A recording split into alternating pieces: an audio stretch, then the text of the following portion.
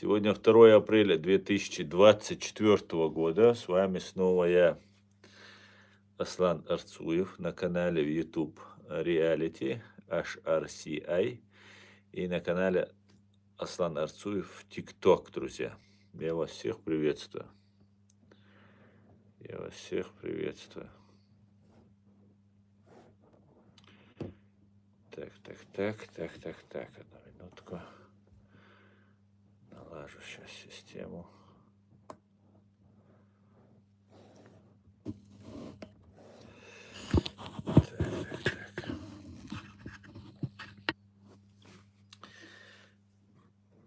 Так, друзья, все, кто не находится в фашистской России или во временно оккупированной Чеченской Республике Ичкерия, пишите комментарии, ставьте лайки и распространяйте ссылку на наш стрим. Пусть больше людей узнает правду. Пусть больше людей узнает правду. Так,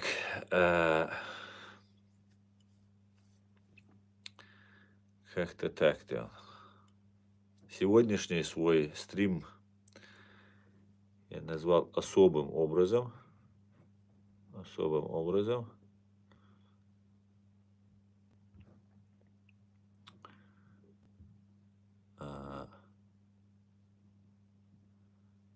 Сейчас, одну минутку. Сейчас, одну минутку.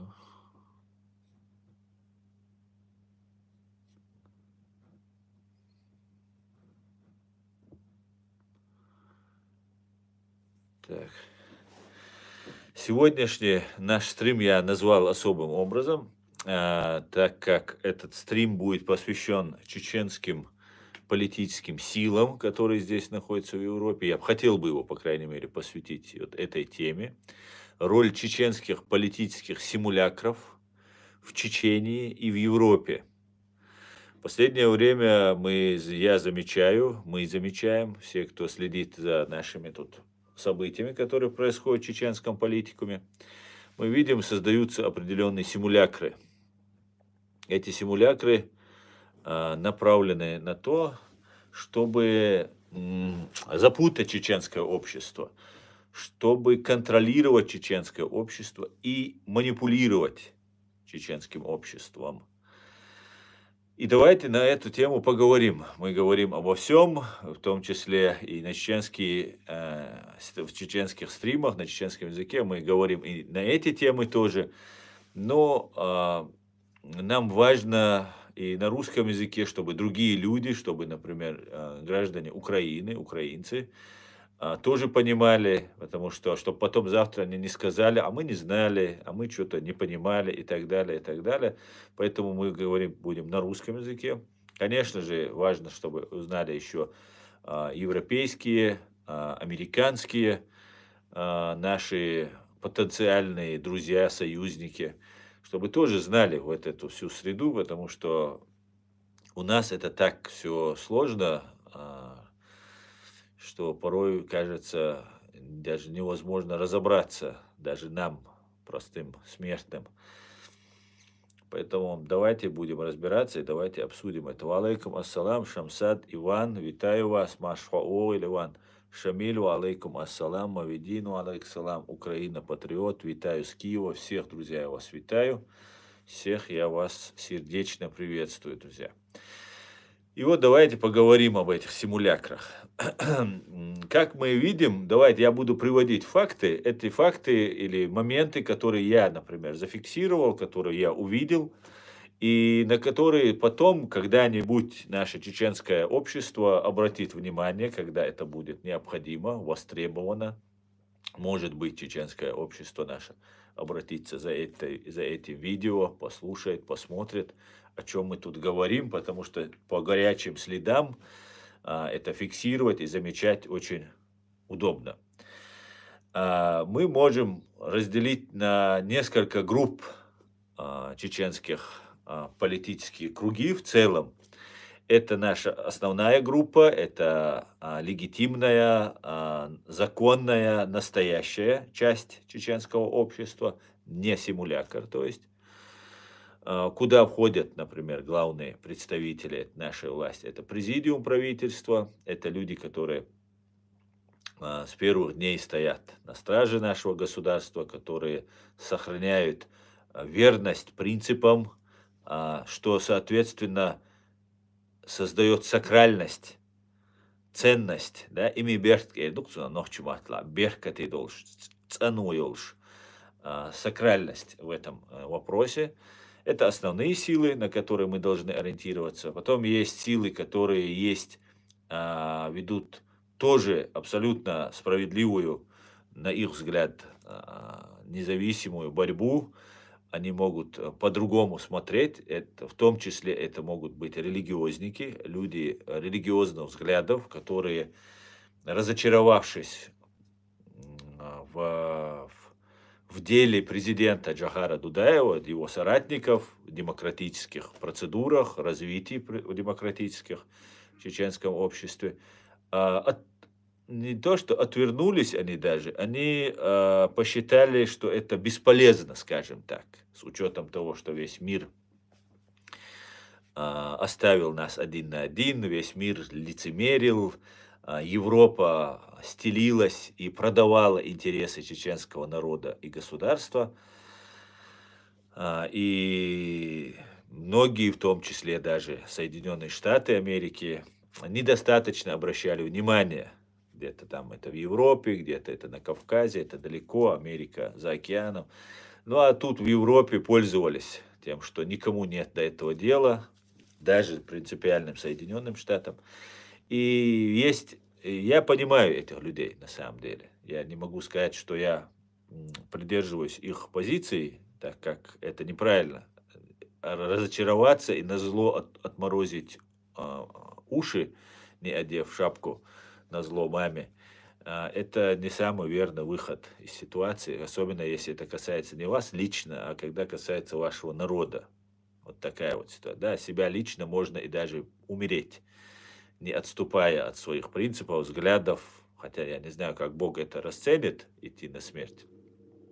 Но все равно, если вы верите в то, что вы делаете, то можно и умереть. Но в отношении с народом немножко по-другому все это должно. Но это основные, главные. Они могут быть оппозицией друг другу, вот эти силы. Да? Я, например, отношусь к демократическим силам, как к себя отношу, и вижу только выход и спасение только в этом, и тот путь, религиозный путь, который нам предлагают, построение какого-то там исламского государства, которого нигде в мире не существует, и никто не знает, как его построить. Это такая, знаете, Шамбала, какое-то такое мифическое супергосударство, которое, как тот же коммунизм, которое должно быть, у которого должно быть все хорошо, все богато, честно, здорово, красиво, и не бывает такого. Не верю я в это, что так возможно. Это здоровые силы, которые, в принципе, между собой рано или поздно найдут общий язык. Я верю в это, то, что они найдут. Если там нет радикалов, ни с этой, ни с той стороны, то, я думаю, найдут. А радикалы рано или поздно отсеются. Потому что в нашем современном, прозрачном, раскрытом мире радикализм, он не жизнестойкий, не жизнеспособный. Но главное, что беспокоит, эти две силы, кстати говоря, что настоящие, не симулякры, опять же, мы придем к симулякрам, религиозникам, и к демократам, симулякрам мы тоже придем. Основными видными вот сейчас игроками на этом информационном политическом чеченском поле, политикуме, заметны не настоящие демократы и не настоящие религиозники, потому что они все, в принципе, в подполье находятся. Они все знают, что им угроза, они все ощущают себя и позиционируют себя настоящими врагами имперской России. И в этом плане они находятся, мы находимся, но на самом уязвимом и самом преследуемом месте в этой иерархии политикума. Дальше идут лица, которые сотрудничают с российскими спецслужбами И вот давайте в основном об этом поговорим, потому что про нас говорить можно и в другие темы. И мы сегодня, кстати говоря, у нас будет на чеченском языке а, очередной стрим на платформе открытого диалога, где мы с Аядом как раз будем разговаривать на эту тему на чеченском языке. По крайней мере, такая тема у нас задана сегодня. А так будем, конечно, говорить на разные темы. Это будет сегодня в 8 часов по Берлину, по центральноевропейскому времени. Это то есть через, грубо говоря, 3,5 часа. Сейчас 4, почти 30, а будет 8. Через 3,5 часа это получается. Где-то так, посмотрим. И вот смотрите, симулякры. Давайте на самое интересное. Мы вернемся к симулякрам. Симулякры делятся тоже на два типа, на две разновидности. И это то, что востребовано в чеченском народе. Это религиозные представители симулякров и демократические представители симулякров. И религиозные, и демократические симулякры, на то они симулякры, они на ваших глазах, вы все это видели, кто имел желание наблюдать или смотреть за этим, вы все видели, как религиозные становились демократами, потом демократы становились религиозными. И у них вообще по этому поводу не возникало никакого дискомфорта. Абсолютно все спокойно. Сегодня он яркий пример, который нам... Все это вбросы. Вы должны, чеченцы, запомнить, в первую очередь, чеченцы, вы должны понимать, что нас так обманывают. Нас хотят обмануть. Первым, самым ярким, что мы заметили в чеченском обществе, это лицо с бородой, которое работало в прослушке.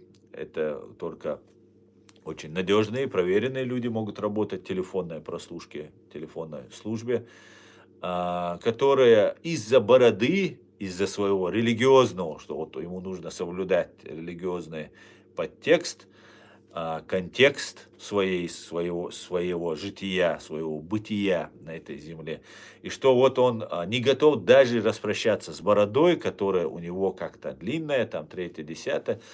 И этот симулякр выезжает, отправляется сюда, сперва в Грузию, потому что нужно было, потому что этот симулякр в основном за границу отправляет симулякры ГРУ, военные представители. Также есть представители ФСБ этого симулякра, ичкерийские симулякры, представители ФСБ, а есть вот, которые на ГРУ работают. В основном ГРУ занимается именно религиозными товарищами, потому что это очень удобный материал для того, чтобы наводить в разных странах политический шухер, и одновременно с этим религиозники, исламские религиозники, мусульманские вот эти представители вот этого течения, выведены фактически в мире, всеми в мире выведены за рамки человечности. То есть, если ты исламистский террорист, у тебя нет вообще прав, вообще у тебя ничего нет. Вот сейчас было убийство, и, наверное, убийство будет этих людей, вот этих задержанных, подозреваемых в нападении на Крокус-Сити. Вы видите, что творят над ними русские. Что творят над ними русские. И это не секрет, это не удивительно, мы все это знаем. Это русские всегда делают, это абсолютно русский способ ведения вообще всех дел. И никто пусть на это не обижается, это абсолютнейшая правда, это только правды, только всего, что там русские творят. Но самое еще интересное, что и на Западе, и здесь, в Европе, почему-то не высказали какого-то большого, сильного осуждения за то, что сделали с людьми, которые всего лишь подозреваются в террористическом акте. То есть я хочу вам сказать, что люди, которые исповедуют религиозный радикализм, они вывели себя за рамки, их вывели, они себя вывели при помощи этого ИГИЛ, мы знаем, что творил ИГИЛ, вывели за рамки человеческого восприятия. То есть русские террористы из Лубянки, они в 1000 раз хуже любого ИГИЛ, они являются рукопожатными для некоторых, их даже поздравляют, когда избирают президента. А вот если вы являетесь исламским террористом, радикалом, то вы не человек. Несправедливо, на мой взгляд. Давайте объективно быть со всеми.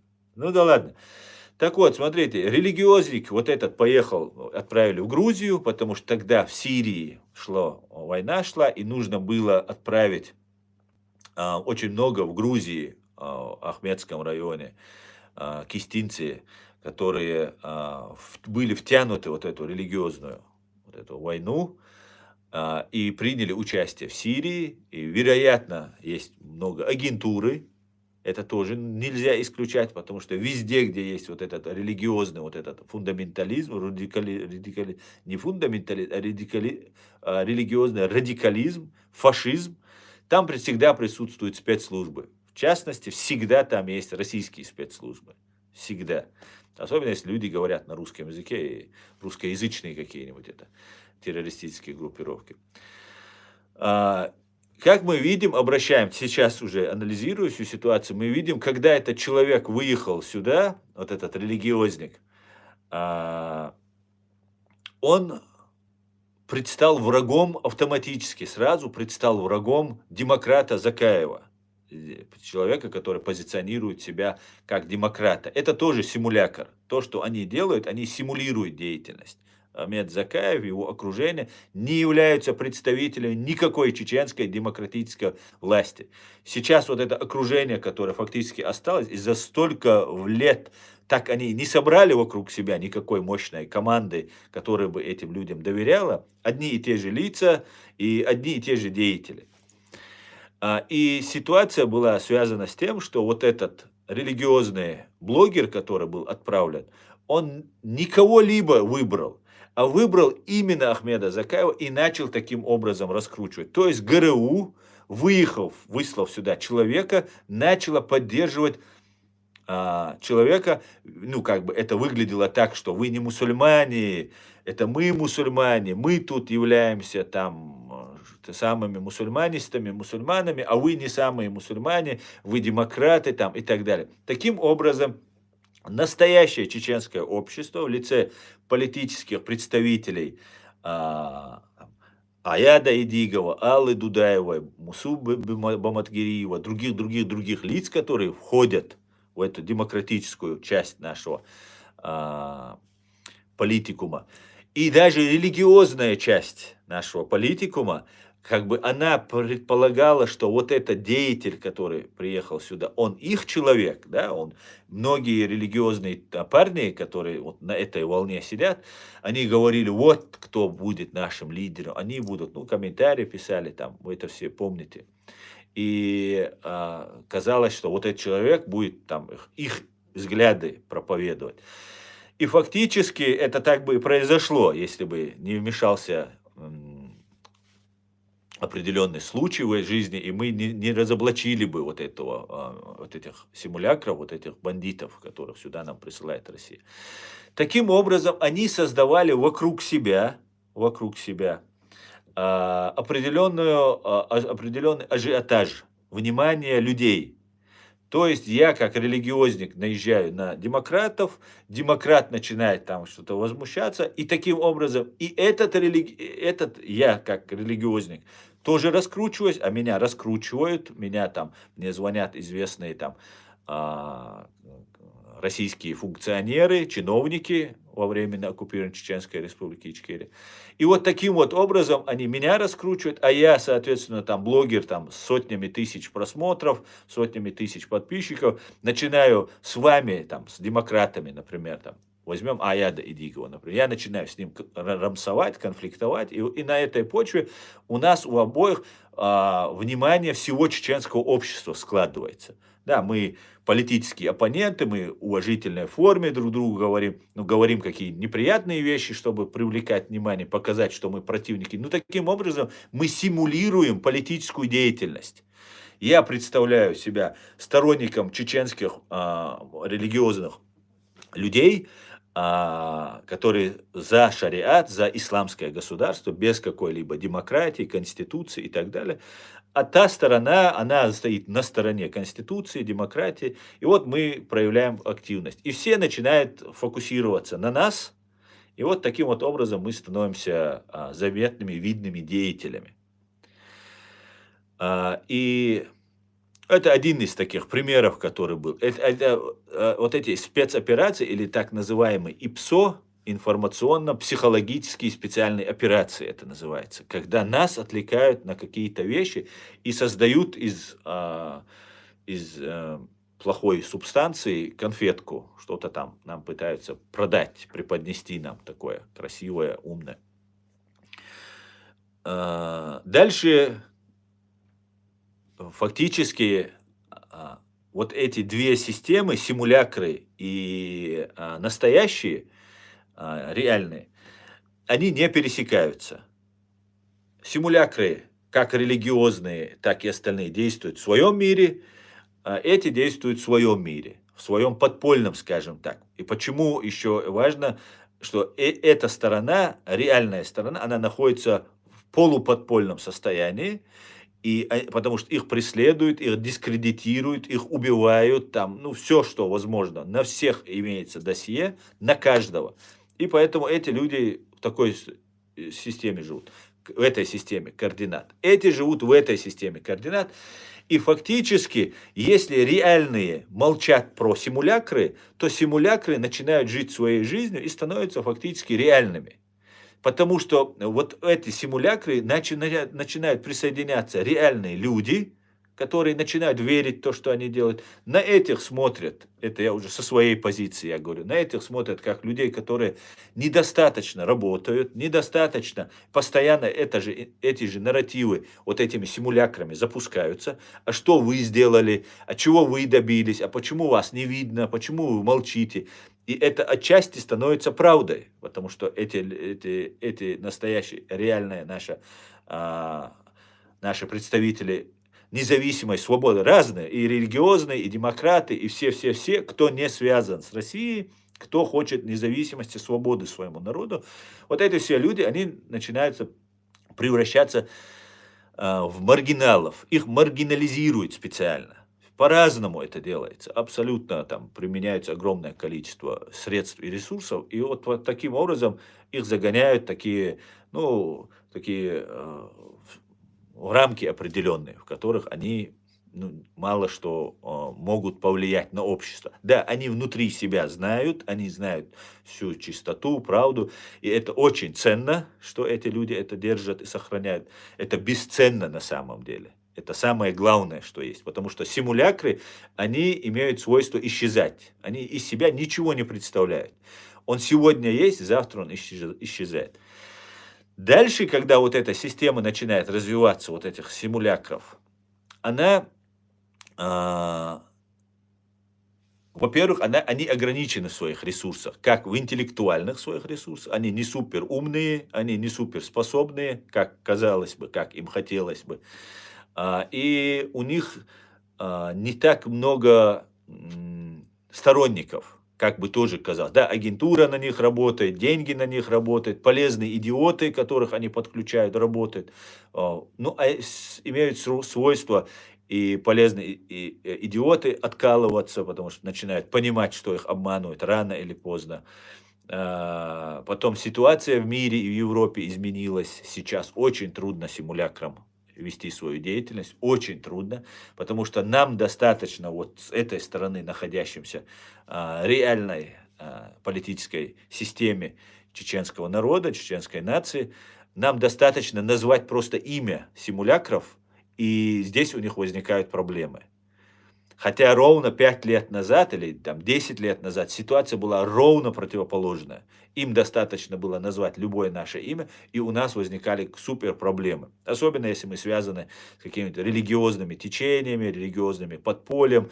А если ты с этим не связан и не оказываешь борьбу, то ты не настоящий борец, и поэтому почти все связаны. Если ты связан, все, то ты в Интерпол попал, то у тебя проблемы там, тут, короче говоря, и понеслось, поехало, короче. Еще ты не знаешь, как защищаться, у тебя нет постоянно финансов, чтобы нанимать юристов, работать с адвокатами и так далее. Ты еще не знаешь, как это делать. Ну, короче говоря, головная боль просто одна сплошная, что тебе хочется куда-нибудь залезть, куда-нибудь в угол и переждать это тяжелое время.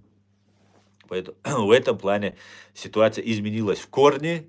Еще не все чеченцы вот с этого реального лагеря еще это осознали, поняли, еще не до конца верят. Некоторые уже полностью разуверились, на самом деле, уже смирились, что он уже не будет больше особо активничать и так далее. Это тоже плохо, но что есть, что есть. И вот сейчас вот эти симулякры, которые действуют, они что делают? Вот, например, вы можете взять тоже симулякр, есть Джамбулат Сулейманов. Хотите вы в это верьте, хотите не верьте. Например, с ним есть Дени Тепс. Дени Тепс был преподавателем у меня в университете в Санкт-Петербурге, когда я учился.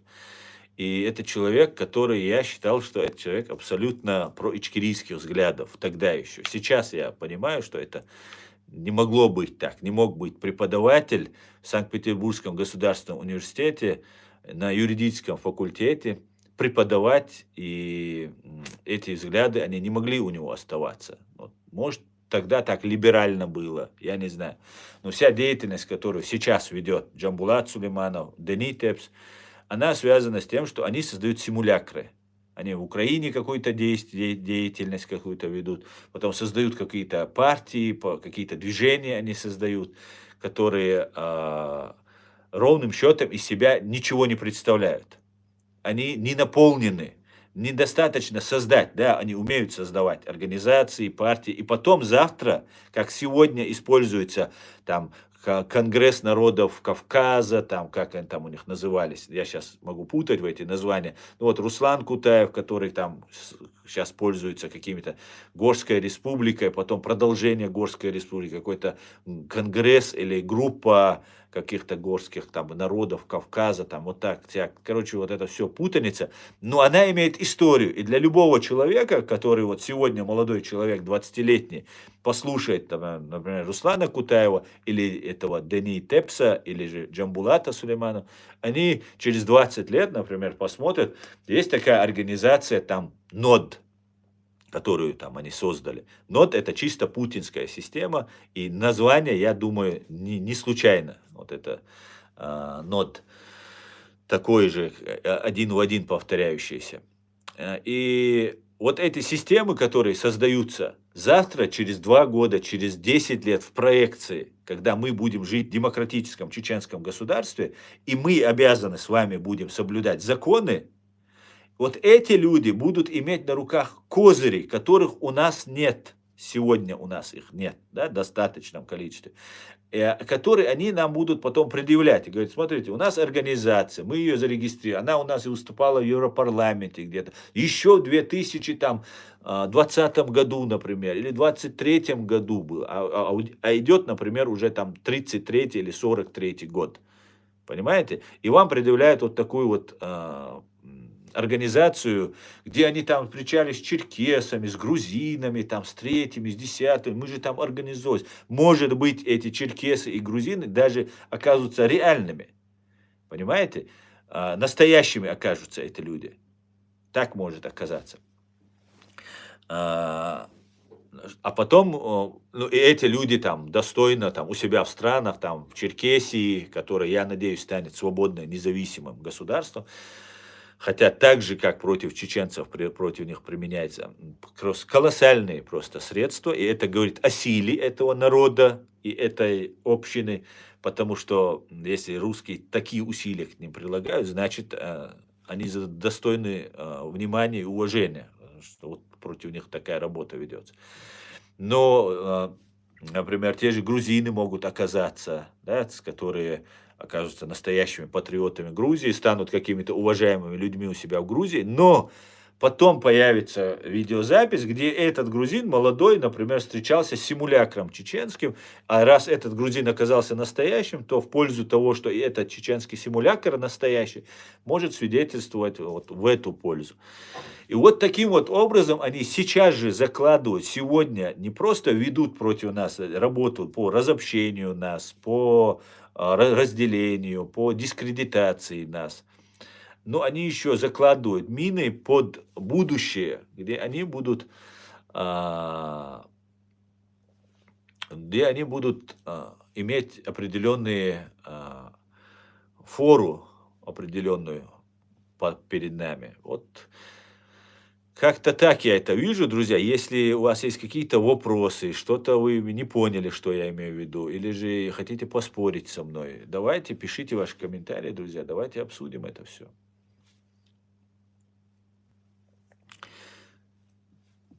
Так.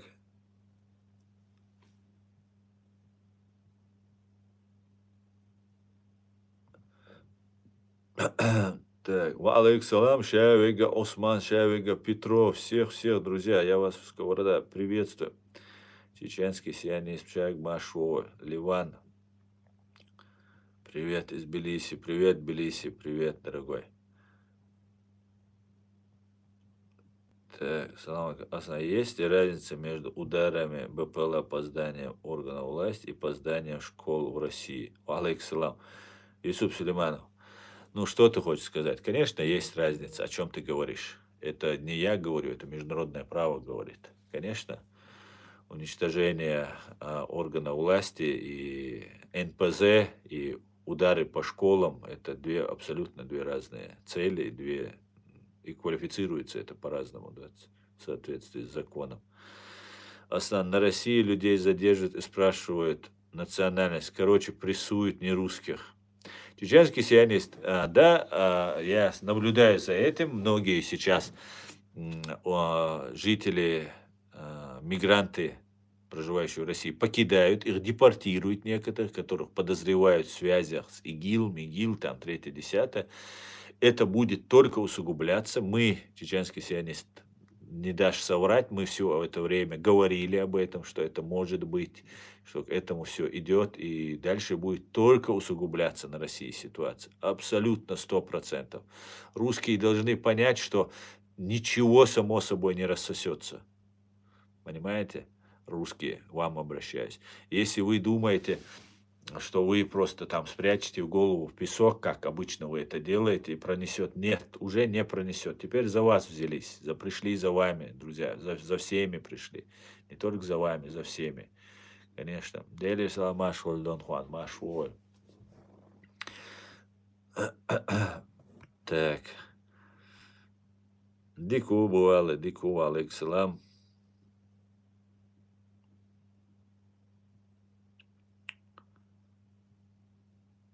Ассаламу алейкум. Да, про симулякры слышали лет 8 назад на каком-то тюремном языке. Алейкум салам. Спасибо, всего понемногу, спасибо.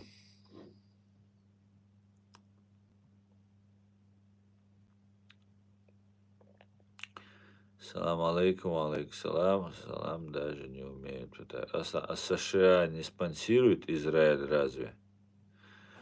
США, я не знаю, насколько там спонсирует. США спонсирует и сектор Газа, и Израиль. И я тебе скажу, что США являются военными союзниками Израиля. Это военные братья, если быть точнее, да. И не просто они помогают, а как только русские террористы и иранские террористы направили свои ЧВК Хамас в день рождения Путина на мирных женщин и безоружных людей в Израиле, американцы сразу же отправили туда своего госсекретаря Энтони Блинкена, который по национальности оказался евреем, и сказал: я сюда прилетел как еврей. И 2 американских авианосца немедленно отправились к берегам Израиля, чтобы поддержать любые события, которые нужны будут Израилю, и предотвратить любые провокации. Да, конечно. А что, какие-то вопросы у тебя? У тебя проблемы с Израилем? Я не могу понять. Так, слушай, зачем Шамиль захватил Беслан? Ну, я уже много раз посмотрел, у меня есть много есть таких вещей.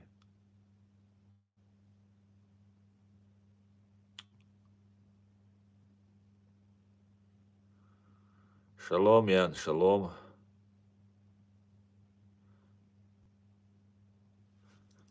Я об этом еще до теракта говорил, была информация. Да, чеченский сионист.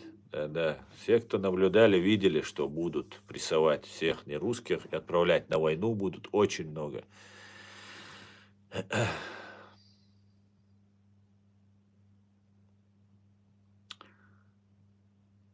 Они надеются, что русская авось все будет. Надеюсь, да, да, а вот не будет, Ян. Ситуация развивается такими событиями, в таком направлении, что нет, ничего не будет. Никакого авось не будет.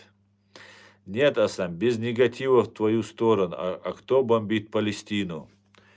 Без негатива в мою сторону ты можешь 150 моих стримов пересмотреть, и я тебе там подробно рассказываю. Давай сейчас я не буду тебе снова и снова рассказывать и опровергать вот эту и разную тему.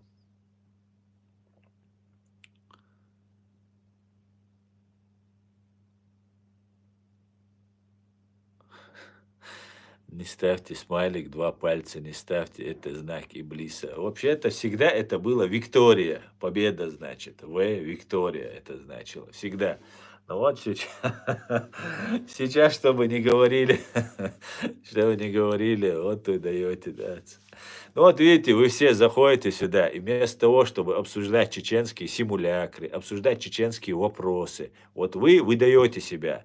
Вы мне говорите про Израиль. Какой, Аслан, хороший ты парень. Ну, давай поговорим про Израиль.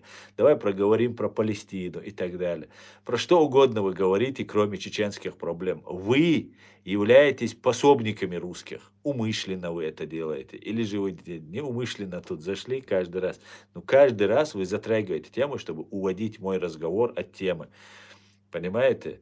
Поэтому хватит одно и то же. Я вас просто банить буду, понимаете? Просто уже не смешно даже, да. Вы тут гадости писали, мат, перемат, вы не засатыкались ни за секунду. Вы уж помните, как было. Всех своих троллей засылали. Теперь вы поняли, что это не дает никакого результата. Плюс я вам ограничил возможность писать, потому что только подписчики могут писать комментарии. Минимум 10 минут вы должны быть моим подписчиком, чтобы написать комментарий. И все равно вы говорите об одном и том же, об одном и том же. Все время уводите тему от разговора, от главной темы уводите. А главная тема это чеченцы и проблемы чеченского народа, понимаете? А вы мне тут рассказываете. Сказочники вы, да?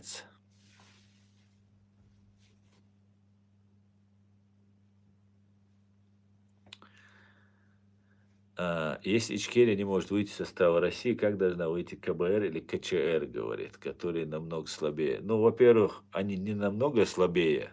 Почему вы считаете слабее? Во-вторых, почему Чеченская республика Ичкерия не может выйти из состава России? Очень даже может. Мы абсолютно вот, ни на секунду, ни на одну миллисекунду не сомневаемся, что наша страна будет деоккупирована, и мы будем жить без фашистской России.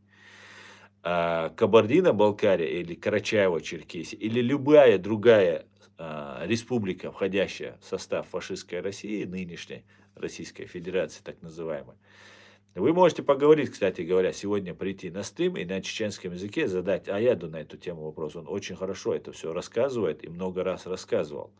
Все республики на законных основаниях имеют право выйти из фашистской России. Понимаете, Российская Федерация как государство не состоялась.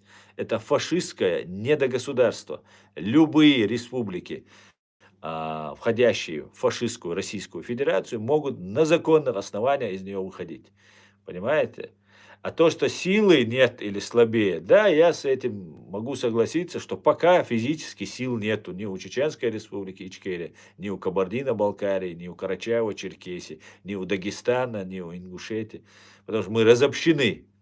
И чтобы мы не объединялись, вот мы как раз говорили про симулякры, и вы начали меня отвлекать на разные другие темы. Как раз в этих симулякрах создаются такие симулякры, где кавказские народы объединяются, но они объединяются на основе симулякров. Понимаете, не настоящие, не истинные патриоты там объединяются, а люди, изображающие из себя и управляемые спецслужбами России, и изображающие из себя патриотов, там, защитников своих народов и так далее, и так далее. Поэтому это очень важные вещи, которые мы должны обсуждать и знать, и не уходить на развитое. Юридически все республики имеют право выхода из состава фашистской России. Абсолютно 100%. Фашистская Россия не состоялась. Они сейчас это фашистское образование будут переучреждать, переименовывать, как обанкротившуюся фирму. Они об этом уже давно говорят. Разные Пономаревы, разные другие вот эти агентуры, они планируют создавать создать Российскую Республику, из которой вообще никто не может выйти. Федерация, хоть это все всего лишь декларируется на бумагах, но она хотя бы записана и на бумаге как федерация. А значит, из федерации может уходить любой народ, любая республика. А они сейчас планируют, они усугубить планируют дела тех, кто находится в этой фашистской России. И сейчас те народы, которые смогут вырваться из фашистской России, потому что они будут создавать какую-то русскую республику, российскую республику, скорее всего, это будет русская республика. И если вы будете входить в русскую республику, вот все, вот тогда останетесь там навеки. Найдутся ли среди Кабардино-Балкарии, среди Карачаево-Черкесии, Дагестана, Ингушетии достаточно сил, которые будут коммуницировать с миром, с международным сообществом, с Украиной, с Ичкерией, и мы вырвемся все вместе из лап вот этих. Вот нам нужно создавать не симулякры. Вот они создают симулякры, нам нужно создавать не симулякры. Найдите, пожалуйста, мне таких людей, с которыми я готов сотрудничать. Абсолютно точно. Карачаевцы, черкесы, грузины. Ну, грузины уже свое государство, хотя там тоже очень большие проблемы сейчас есть. Но уже там полегче. Кто у нас там? В Дагестане. Вот кто хочет, то только настоящие, не связанные с российскими спецслужбами, которые готовы пройти и детектор лжи, готовы трудиться на благо своих народов, чтобы отделить Кавказ от нового образования, будущего вот этой фашистской России, чтобы мы стали одной большой кавказской нацией, одной большой кавказской семьей в кавказском доме. Как-то так я это вижу. Надо работать, друзья, надо работать.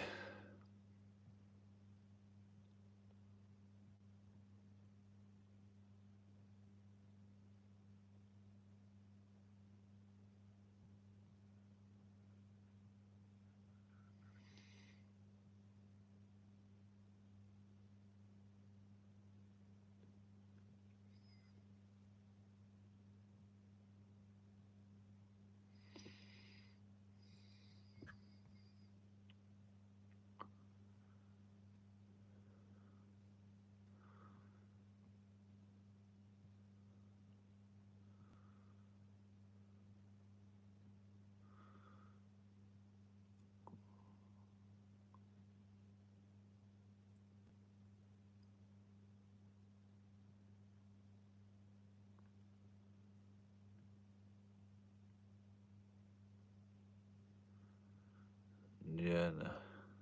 Чего?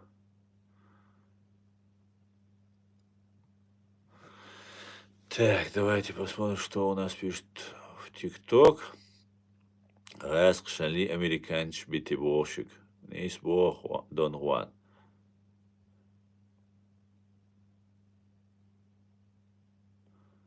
Ассаламу алейкум, вараматулла, алейкум. Чего выступаем под флагом врагов? Так, что русские хотят от чеченцев? Русские, не знаю, русские просто хотят свои имперские амбиции удовлетворить и свои садистские наклонности. Вот что они хотят от чеченцев. Ну и, конечно, нефть, газ, все это Путину. А в прошлом стриме эти клоуны говорили, что Чечня не сможет прожить без России. Финны, поляки и другие. Да, Чечня без них пропадет, катастрофа, какое горе. Да, не говорит Ян. Да, они боятся, что мы умрем с голоду, поэтому нас закидывают бомбами. Это такая доброта, Дион, доброта по-русски. Какие проблемы в Чечне? Говорит, все чистенько и ухожено, люди живут хорошо. Да, люди живут хорошо, но только недолго. Вот одна проблема. Да, всех отправляют на войну против Украины. И я так полагаю, что чеченцы будут те, кого будут первыми бросать, этих кадыровцев будут первыми бросать для того, чтобы уничтожить весь чеченский народ, этнос, как этнос. Я должен об этом предупреждать чеченцев часто, да, почаще это нужно делать.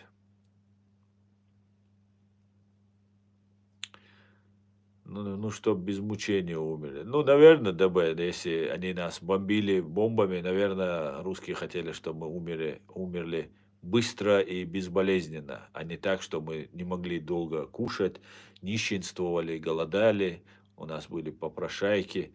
Наверное, русские не смогли бы видеть эту тяжелую картину, поэтому они решили нас фосфорными и ковровыми бомбардировками нас, видимо, и напалмом.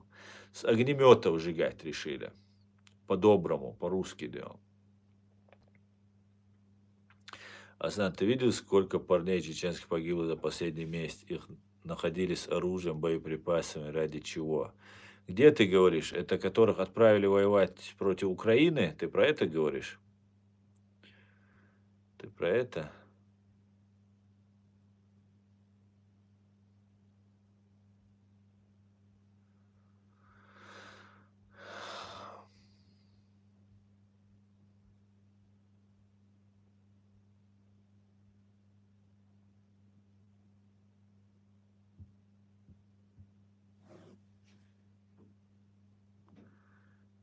У меня отца на своего убили, свои же. Има джоук амелду. Нох чуё? А ну-ка скажи. У меня отца на своего. Нох чуё, ДБ? Нас убили, то свои же. Уртов. Аслан, ты стал для нас уже как родной. Да, мула, я и есть родной. Куда вы меня, без меня уже теперь можете? Я без вас куда ты? Сейчас нас по-тихому убивают у себя же. Кадыров проводит эту грязную политику. Да, чеченский сионист по Кадыровой политике Ячунес, да, Кадыров исполнитель этой политики, он несет такую же ответственность, как и заказчик, но он не заказчик. Заказчик Кремль, ФСБ заказчик. Вот наш враг. Мы должны это запомнить, друзья. Всегда помните. Всю историю это КГБ, НКВД, ФСБ нас убивал. Всю историю. В 40-х годах, 30-х годах, 20-х годах. Они, вы знаем, да, на Бароновке там стояло специальное вот это устройство по опилке перерабатывать, да, туда закидывались люди, трупы людей, живые люди, и все это в Сунджу. Тысячами людей вот за ночь они приводили, забитые машины, это Абдурахман Автарханов описывает у себя в книгах, и они не тысячи за ночь, а вот сколько привезут, одну-две машины, все перемалывают и в реку. То же самое, на каждом месте, где стоит мечеть, которую построили вот эти мерзавцы и подонки, находятся места массовых захоронений. Чтобы мы не могли достать эти кости, чтобы мы не могли опознать этих людей, они для этого строили там мечети. Это самый большой обман, вот это их религия, которую они нам рассказывают. Это все их муллы, все их мечети, все это большущий обман. Это большое преступление, сокрытие преступления против нашего народа. Мы все это должны знать, чеченцы.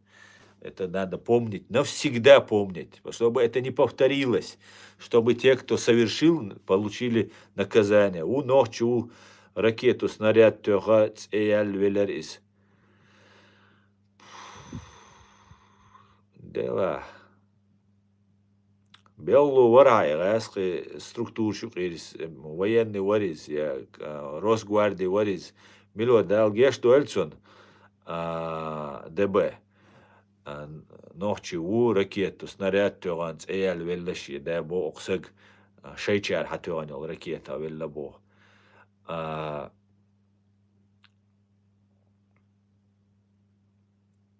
Короче говоря, humш духваш дацар, humш лерда диеш дуар, humш ха диеш дуар, наха, ой, бердахуй, что смотрите, чеченцы, вы должны это понять. Кадыровцы, все чеченцы, которые там есть, кадыровцы, есть там ГРУ военные, которые кадыровцы ненавидят. Есть там Росгвардии, которые не все подчиняются кадыровцам. Просто все, кто носит оружие, чеченцы, российское оружие, кто служит России. У русских план, хотите мне верьте, хотите не верьте, у русских план уничтожить всю нашу нацию. Всю, навсегда, чтобы мы перестали иметь свое «я». Понимаете? Мы должны стать пехотой. Вот как Кадыров является пехотой, вот такой же пехотой стать. Но дело в том, что даже пехота, она вооружена. И просто так у пехотинца ни оружие не забрать и так далее, и так далее. Так вот, вы сегодня готовились не для того, чтобы вы защищали чеченский народ, вот этой российской КГБшной властью. Вам экипировали, вам давали зарплаты, вам давали льготные кредиты на что-то, там форму давали, автоматы, патроны вам давали. Не для того, чтобы вы защищали чеченский народ, а для того, чтобы вы вели такие же имперские войны, которые сейчас ведутся против Украины. Вот для чего вас готовили. Поняли, да? Зафиксировали. Вы никакая не чеченская армия. Вы никакие не чеченские защитники. В ваших головах, да, вам так рассказывают. Амлар дадис, хаймохклар бабиз, хайнахлар бабиз. В вашей голове это так. У многих, наверное. Но те, кто вас нанимают, кто вам дает лычки, нашивки на рукава, кто вам платит рублями зарплату и выдает вам оружие, у них другие планы на вас. И я вам сейчас расскажу, какие на вас планы. Дело в том, что вас хотят отправить на имперские войны, и вы должны закончиться там. И все, кто погибнет из вас там, его дети, им дадут медальку и скажут, он герой, чтобы и ваших детей забрать на эту же войну. Потому что ваш сын пойдет еще легче и более добросовестно служить вот этой фашистской России, когда вы там погибли. А вы, может, погибли там за 100, за 200 тысяч рублей в месяц. Или по какой-то другой причине. Обманом, яхайвахкан, леви, на ири, на разные обстоятельства. Беганцигнах, да. В итоге задача у русских, чтобы вы все закончились, и вас всех бросят в огонь. Вас всех. Если сейчас война проигрывается, она проигрывается. Вас хотят выставить, и я это уже неоднократно фиксировал и рассказывал об этом на весь мир.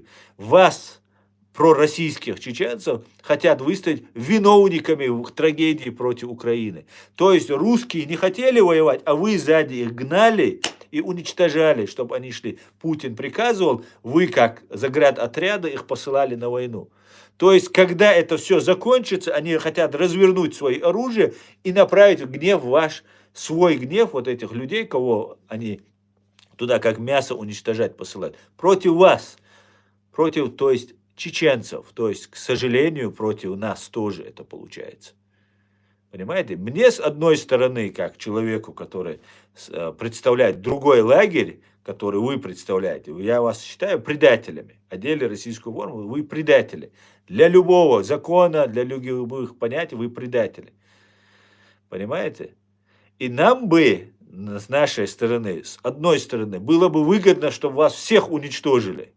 Понимаете, что там же в Украине, или же русские вас уничтожили. С одной стороны, нам это было выгодно, потому что вы тогда не представляли для нас угрозу, и вы получили бы то, что для вас русские приготовили. Вы же сами согласились на эти 200 тысяч, 150 тысяч пойти на это. Значит, это ваш выбор. Но с другой стороны, как это выглядит?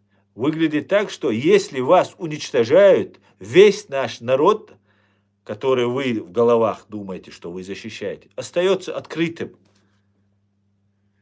Понимаете? И тогда русские сделают с нами то, что они уже один раз сделали в 1944 году. И чтобы вы не думали, что я придумаю, вспомните 1944 год, когда война шла уже в Европе. Обратно русские, советские отбили все земли, и война шла в Европе, уже далеко уже от Кавказа. Никогда на территории Кавказа не было, Чеченской республики, Чечено-Ингушетии, не было немецких солдат. Там отдельно, может, где-то десант сбрасывался, там диверсанты заходили.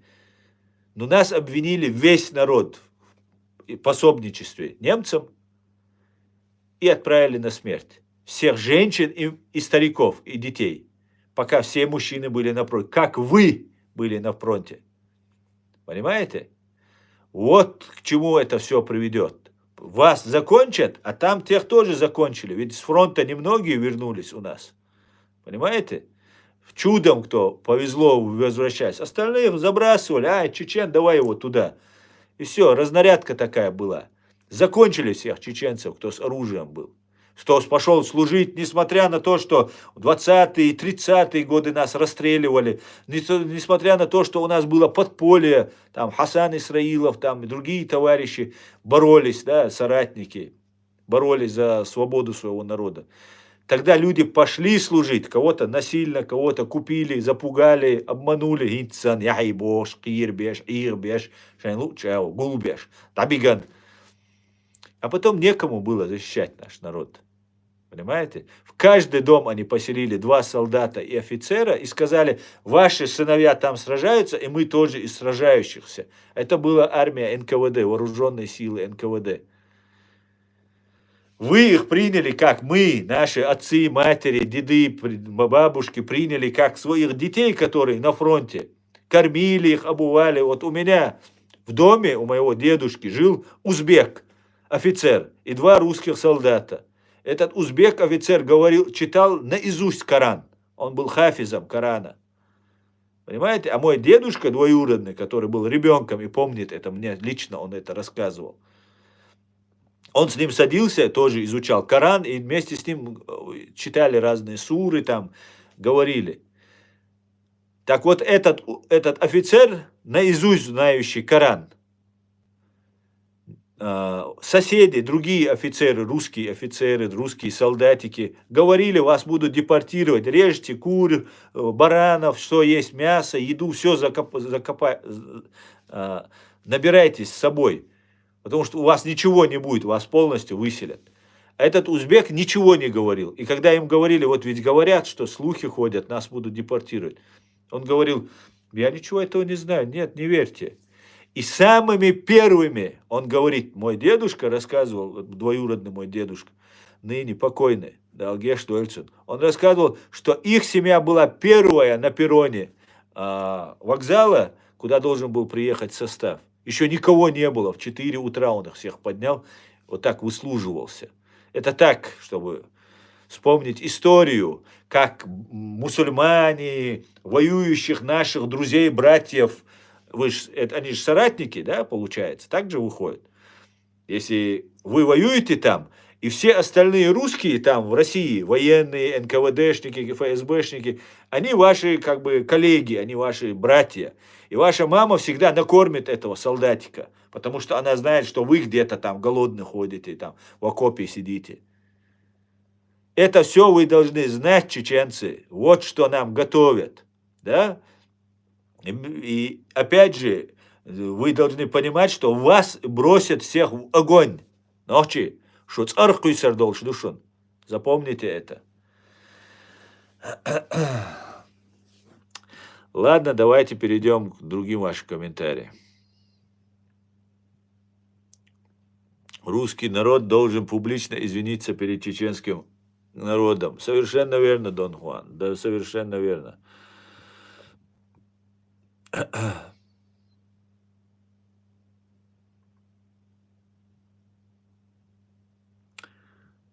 Так. Тогда интернета не было, говорит Зырка, и российские СМИ делали чеченцев террористами для всего мира. Все почти в это поверили.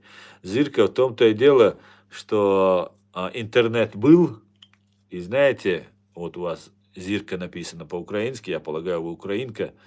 Я полагаю, что и ваша Украина способствовала этому. Большому сожалению. Был интернет, были люди в Украине, которые знали, что происходит. На самом деле знали, что происходит в Чеченской Республике. Что чеченцы не террористы. И все равно вот одного за одним ваша СБУ выдавала чеченцев, которые на лечении находились, кто прятались. Интернет не спасает, понимаете? Знаете, было наблюдать очень интересно на харьковчанина, русскоязычного харьковчанина, который был эвакуирован из Харькова и говорил, что он до конца, пока по Харькову не начали прилетать снаряды, он топил за Путина. Против своих соседей, против своей страны, против всех. Он топил за Путина. Он сам это говорит. Пока по Харькову не начали прямой наводкой бить и уничтожать людей, он не осознал, с чем он имеет дело. Поэтому я не знаю, интернет-то он есть, только от него, да, толк, конечно, есть, но недостаточно, надо больше нам работать. Так. СБУ были под контролем руководств, которые были пророссийские. Да, совершенно верно. Начальник СБУ сбежал в Россию. Это уже о многом говорит. Мы это тоже помним, особенно дело врачей.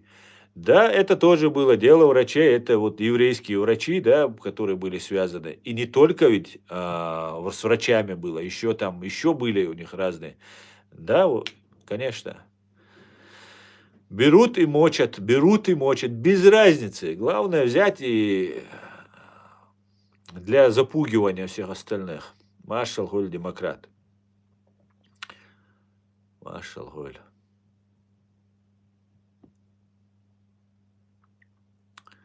В 90-е годы интернет еще не был так развит, а большинство слушали российскую пропаганду. Да, это тоже правда, но видите, сейчас, конечно, легко это говорить, друзья. Я просто вас, украинцев, предупреждал за год до начала войны. Я помню, как ко мне относились.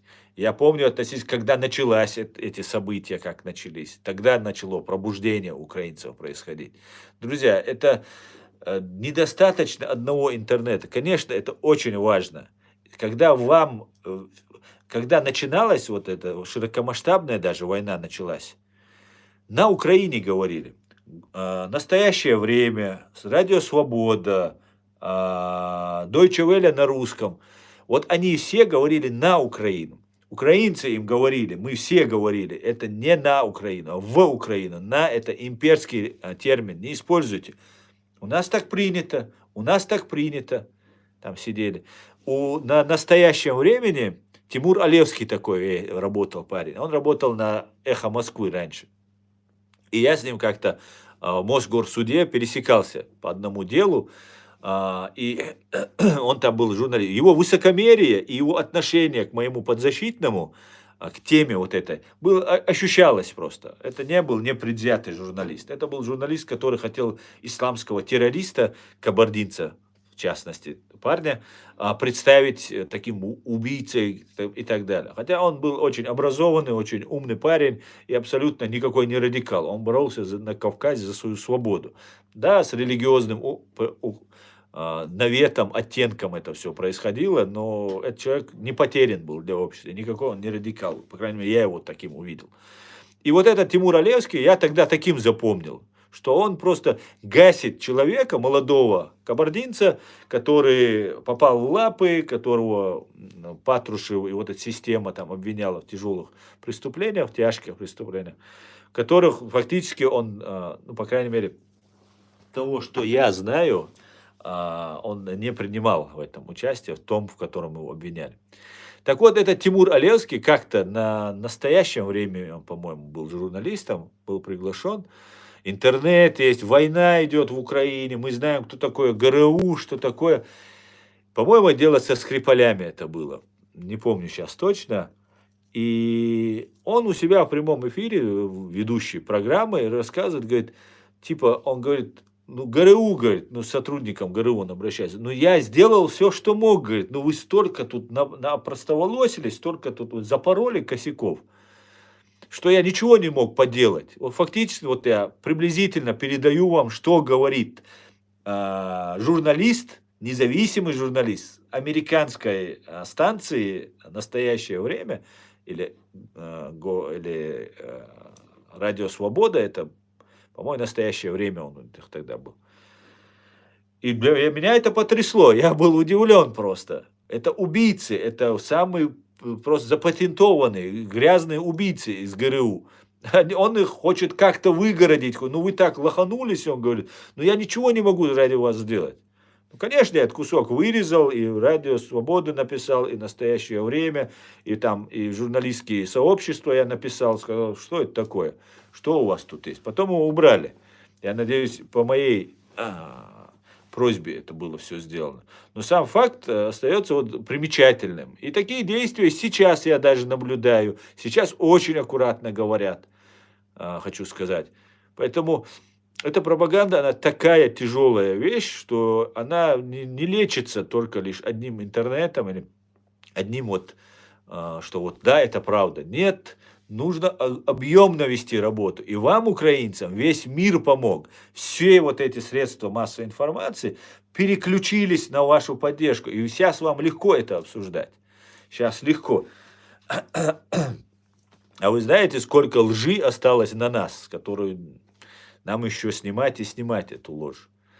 Хотя, конечно же, ложь, она и не прилипнет в той степени. Ну, тогда они попробовали сделать то, что максимально смогли сделать. Так, Асят Маршал Дугюга, Дели Салам Маршал Ребель, ва алейкум ассалам.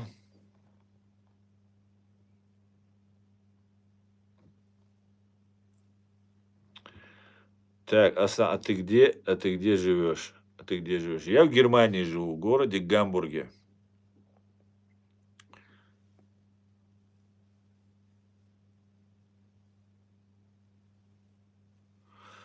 Так.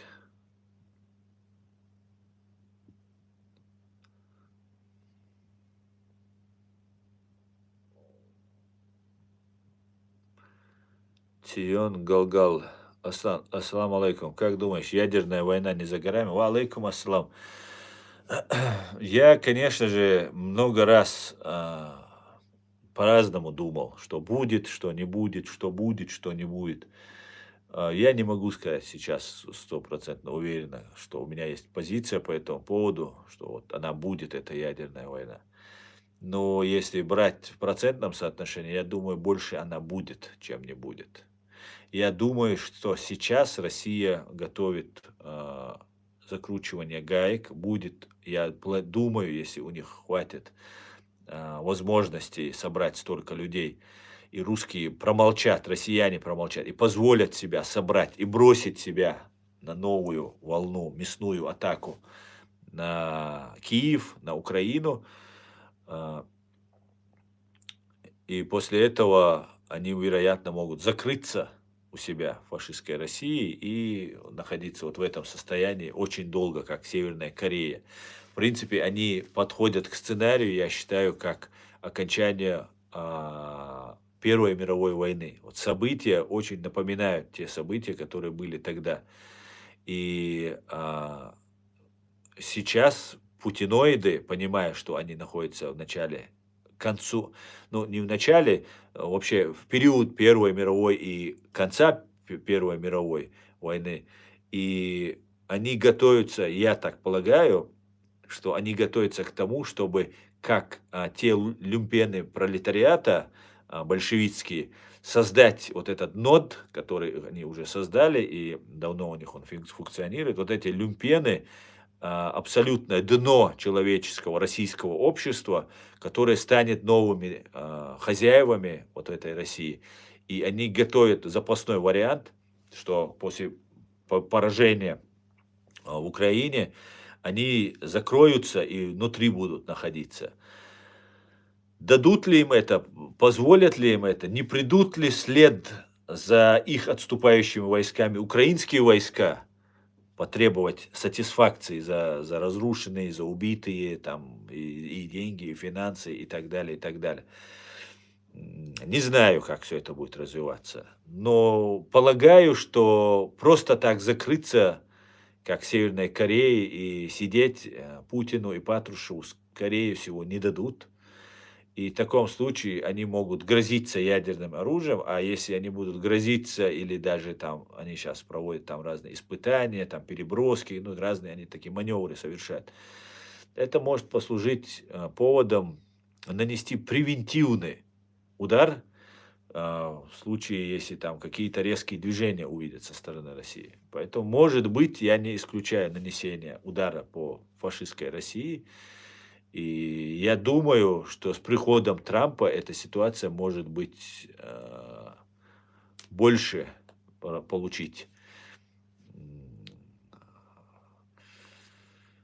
процент в развитии в этом направлении. Вполне может быть. Я считаю, что Байден это ужас без конца для фашистской России, а Трамп это ужасный конец.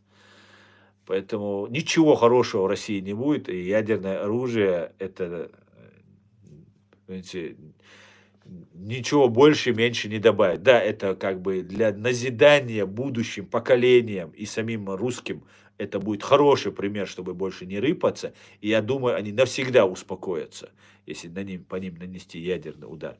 Но даже если не наносить ядерный удар, я думаю, если доводить начатое, а это доведут начатое до конца, абсолютно 100% это будет доведено, в этом я нисколько не сомневаюсь. Ну, по крайней мере, такое внутреннее мое убеждение в этом есть. Что произойдет в мире политики, геополитики, конечно же, только Господь Бог знает. И то Он запутается вот в этих всех лживых, как один мой знакомый сказал. И мы там общались с людьми на такие темы, где даже шайтан испугался бы и убежал, говорит. Поэтому здесь такая вот ситуация, что неизвестно, что будет и как будет, да.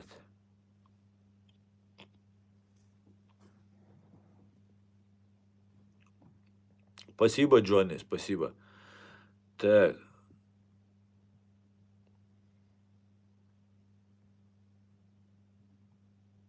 ассаламу алейкум. Ва алейкум ассалам.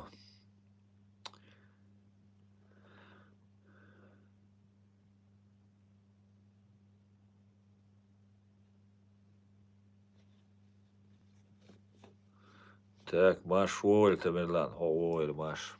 А сам почему вас называют мы? Как называют? Я не знаю, чего ты тут придумываешь, сказочник, Дион. Никогда не слышал этого. Мне кажется, что следующий удар РФ будет по Грузии. Строят морской военный морской порт на оккупированной Абхазии.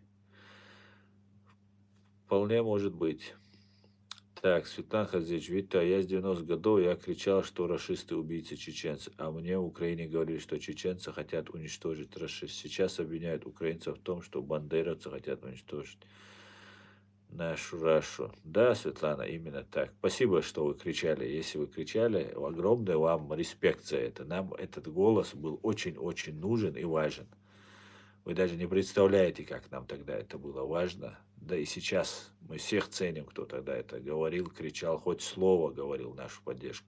Такие люди были и в Украине были, и в Грузии были, и в России даже были, да, конечно.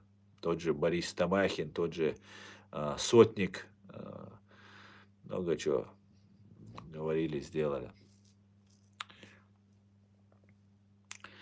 Да, все реально.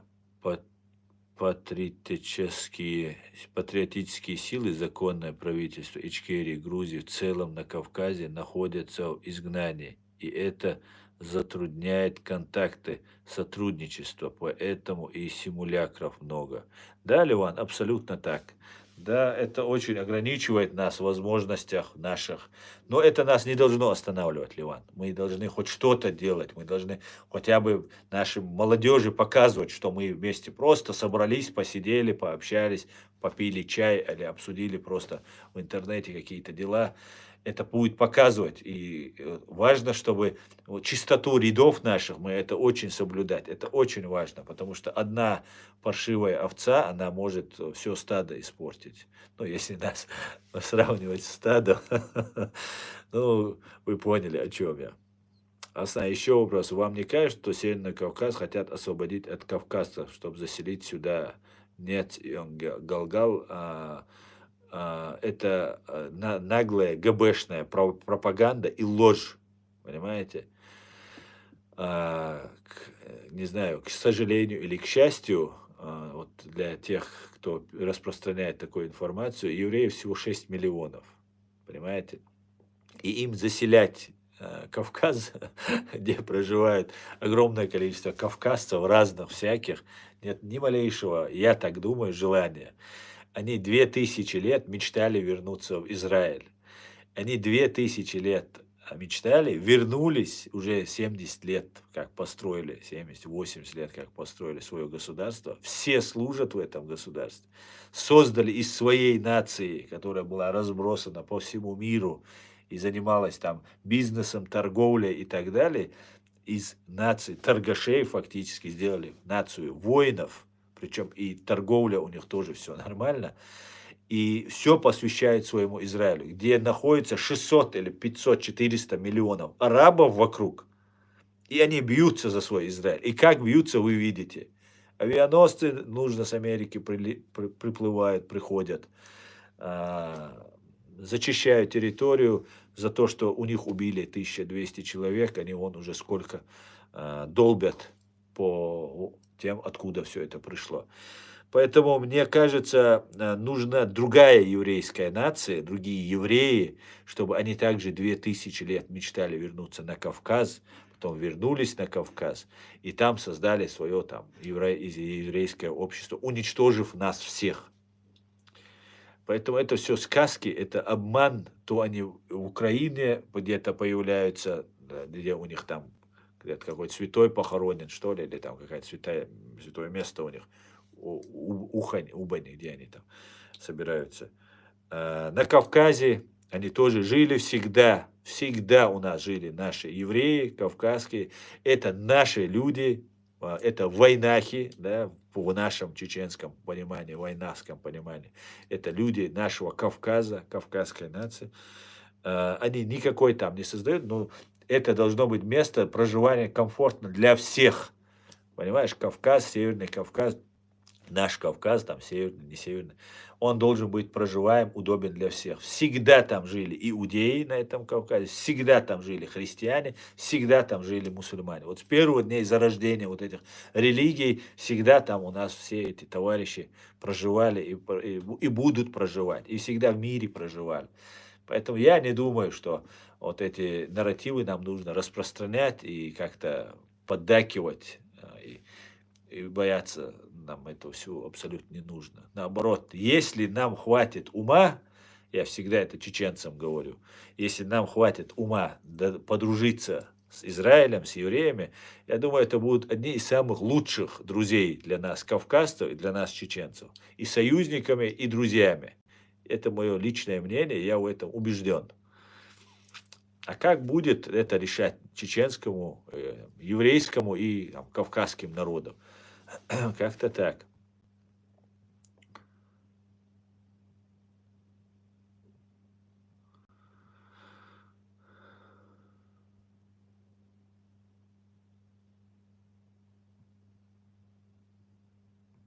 Так, друзья.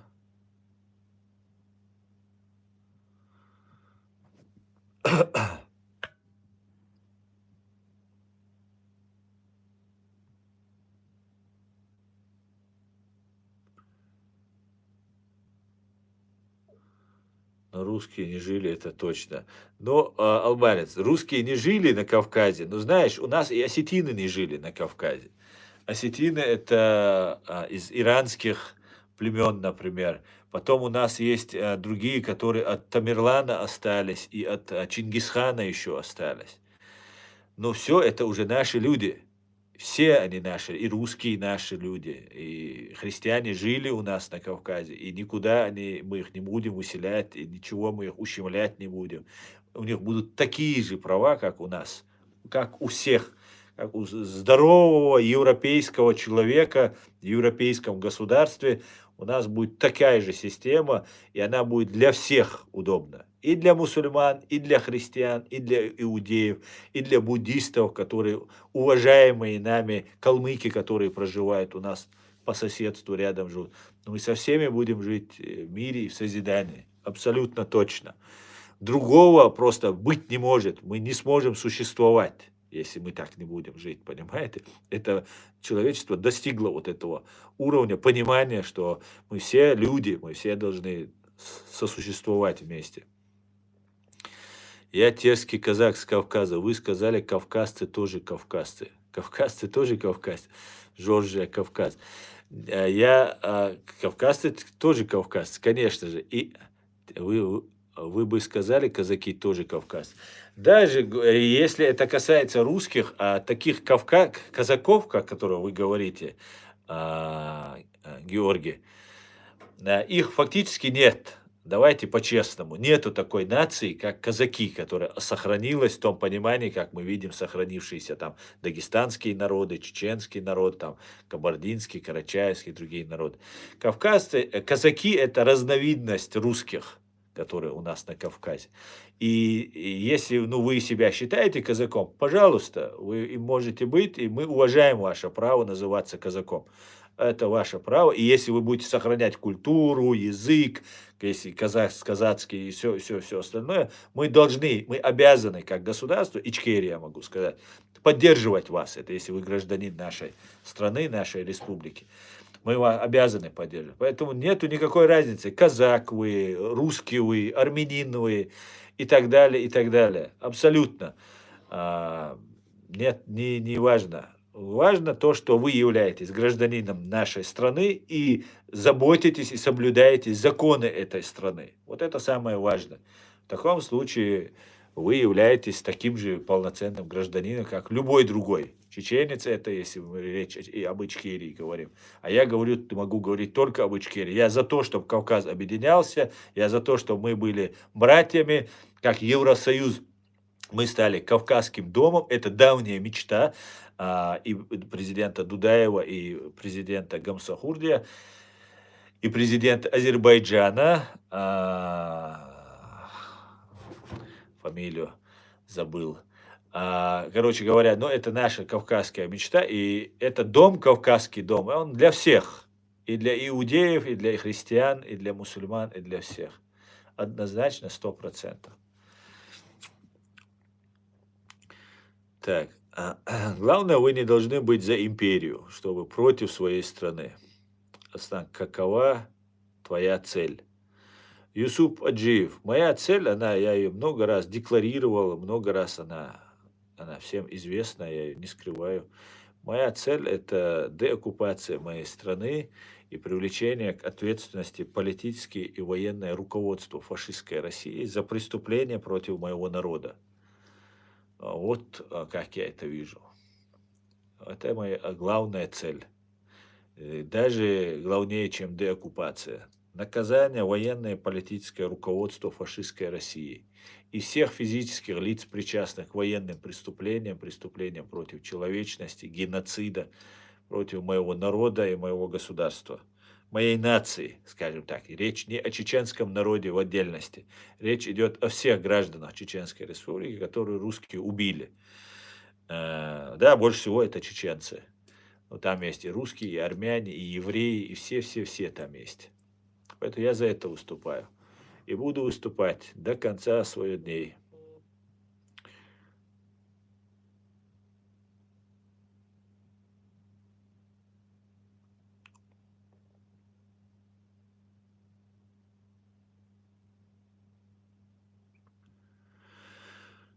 Федерация – это объединение республик, но в этом объединении нет места Российской Республики. Да, Зирка, точно.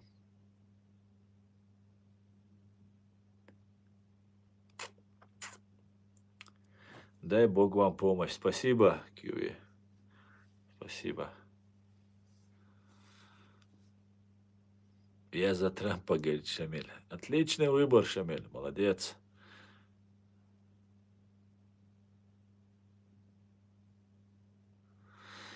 Так, мы 83 минуты в эфире.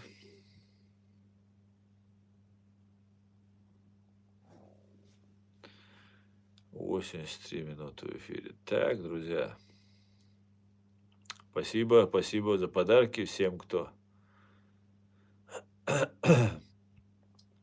А слышал, когда нас выслали, что евреи из Чеченки никогда не претендовали на наше имущество и даже другим не давали. Да, Юсуп, ну, другим не давали, я не знаю, и была информация такая, которую я слышал, что когда нас выслали всех, и никто нас не собирался возвращать, мы должны понимать, что это не было высылкой, или это не было депортацией, это был обман, это было убийство, и никто не должен был вернуться. Даже после смерти Сталина, через 2 года, а, Климент Ворошилов писал, что чеченцам можно перемещаться по Советскому Союзу, но нельзя возвращаться в Чеченскую Республику, чеченцам и ингушам, Чечено-Ингушетию, и претендовать на возмещение ущерба, который они получили. То есть чеченцев просто ограбили и им ничего не вернули. Это так, чтобы мы понимали.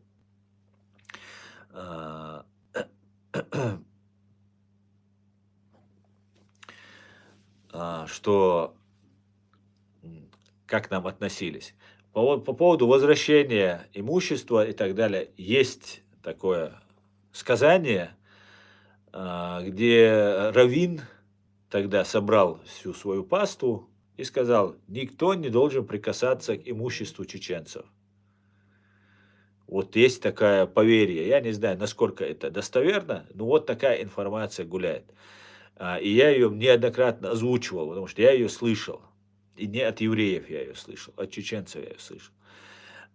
И потом уже, когда я эту информацию начал поднимать, говорить, потом евреи рассказали, как они встречали на перроне чеченцев с чеченскими лезгинками, с чеченскими вот и пондар. Вот это была история, что вот только они нас были рады видеть на своей земле, потому что другие нас требовали вернуть обратно. Русские проводили митинги и требовали нас вернуть обратно. А наши братья-дагестанцы, что тоже нужно иметь в виду и не забывать об этих вещах, чтобы потом не было какой-то сюрприз от братьев-дагестанцев нам снова не получился, тоже мы должны говорить. Братья-дагестанцы не выезжали из домов. Вплоть до убийства доходило, потасовки происходили, вплоть до убийства происходило. Того, что люди из дагестанцы не выписывались, не уходили с наших домов. До сих пор на территории Дагестана, которые земли присоединенные к Дагестану, наши чеченские земли, проживают лица дагестанской национальности, не дагестанский народ, не дагестанская власть за все это время не нашла способа, возможности дать этим людям другое жилье, выселить их оттуда и чеченцам дать вернуться в свои дома. Это унижение чеченцев, то, что делают в Дагестане. Но мы должны понимать, что сейчас на этом будут играть чеченцы. Сейчас нас будут натравливать на дагестанцев, на армян, на других, на третьих. Не поддавайтесь. Среди дагестанцев есть абсолютно порядочные, нормальные люди, как есть и среди армян и других народов. И вот эти обиды, которые специально, если бы российская власть захотела бы, она бы дала бы команду своим марионеткам в Дагестане, и эти дагестанцы давно бы освободили бы чеченские дома. Это российская власть их не освобождает. И она это потом будет использовать. Поэтому мы должны понимать все это, относиться соответствующим образом тем, кто живет в наших домах, на чеченских землях, чеченских домах. Соответственно, мы им выводы, оценки мы уже 100 раз давали, и мы их должны просто зафиксировать, это у нас есть в голове. Но при всем при этом мы не должны не поддаваться на провокации и не дать нас стравить друг с другом. Среди нормальных дагестанцев, среди нормальных армян, потому что армяне сейчас заняли правильную позицию. И как бы мы ни относились, армяне сделали все возможное, чтобы к ним относились так, как к русским, все они для этого делали. Но при этом мы должны понимать, что вырастает новое поколение, уходят те пророссийские силы, и Армения выбирает правильный вектор развития. Поэтому мы, опять же, и я в том числе, и себе я это говорю, и вам это говорю, мы должны придерживаться того, что армяне выбирают западный вектор развития, европейский, проамериканский вектор развития, и это наш вектор развития.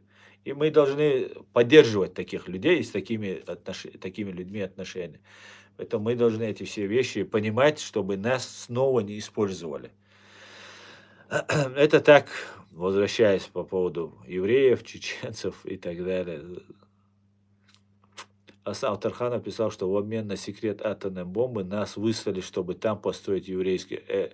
BBC, это абсолютно неправда. Если правда, что в обмен на секрет атомной бомбы нас и так далее, дай мне ссылку и страницу и название этой книги. Я все перечитал у Тарханова. Ну, может быть, что-то не читал, но почти все прочитал, и я никогда этого не слышал. Никогда.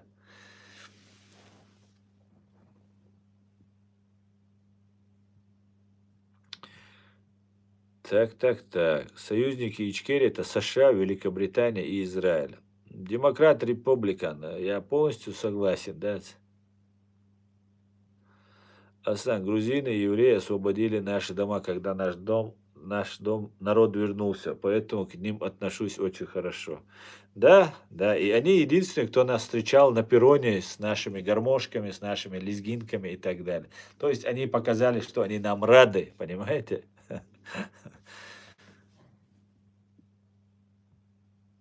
Легенда про веник. Целиком сломать нельзя, а по тростиночке ломают. Да, Киуи, точно.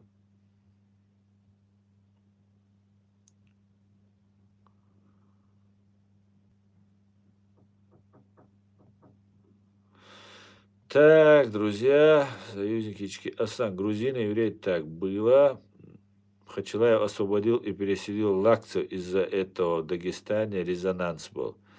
Албанец, я не знаю, Хачилаев что сделал, если это было, конечно же, это очень завоевало, я понимаю, доверие. У Хачилаева был авторитет в чеченском обществе. Я помню, среди чеченских не то чтобы общество его не так много знали, хотя его телевидение, российское в том числе телевидение показывало, вот среди чеченского истеблишмента, среди чеченского руководства военного и политического, он пользовался уважением и достаточным авторитетом и вниманием. И потом, что произошло с Хачилаевым, братьями Хачилаевым, это, конечно, странная история, что там было, там кто-то погиб у них, кто-то сел, и я так полагаю, их тоже, может, использовали в темную, но они тоже, это, может быть, его так накачивали, что вот ему сказали, лакцев переселишь, мы там третье, десятое, перед чеченцами завоюешь авторитет и так далее. Может, для этого делалось? Я не знаю. Но то, что они погибли, это говорит в пользу их, что они были честными людьми, если так. Хотя по-всякому все было.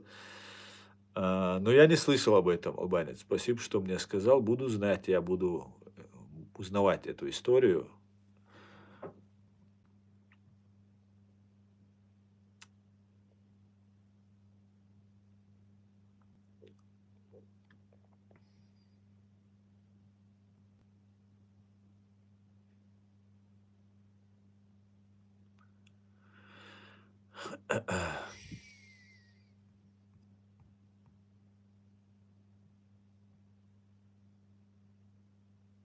Эльчибей, да, Ливан, спасибо. Эльчибей.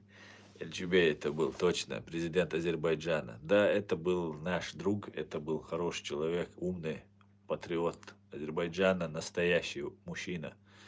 Да, это был Эльчибей. Так,